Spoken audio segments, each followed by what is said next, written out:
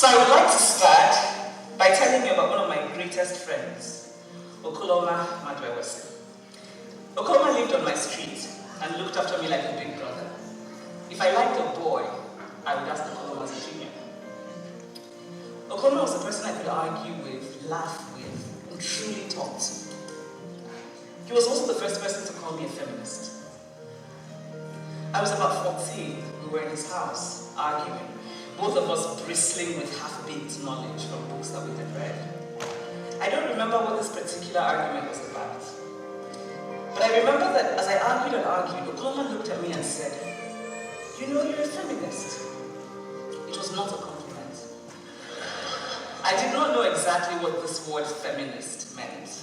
And I did not want Okoloma to know that I did not know. So I brushed it aside and I continued to argue. And the first thing I planned to do when I got home was to look up the word feminist in the dictionary. Now fast forward to some years later. At some point, I was a happy African feminist who does not hate men and who likes lip gloss and who wears high heels for herself but not for men. Of course, a lot of this was tongue-in-cheek, but that word feminist is so heavy.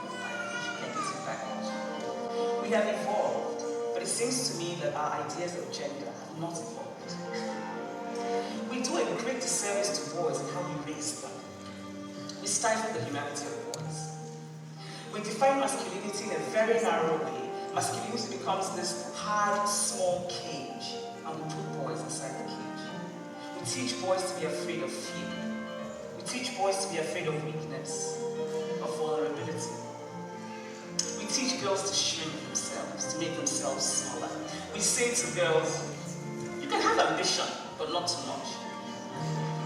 You should aim to be successful, but not too successful, otherwise you will threaten the man. The problem with gender is that it prescribes how we should be, rather than recognizing how we are. Now imagine how much happier we would be, how much freer to be our true individual selves if we didn't have to wait with expectations. I think very often of my dear friend, Mama Doris. And he was right that day many years ago when he called me a feminist. I am a feminist. And when I looked up the word in the dictionary that day, this is what it said. Feminist, the person who believes in the social, political, and economic equality of the sexes. Thank you.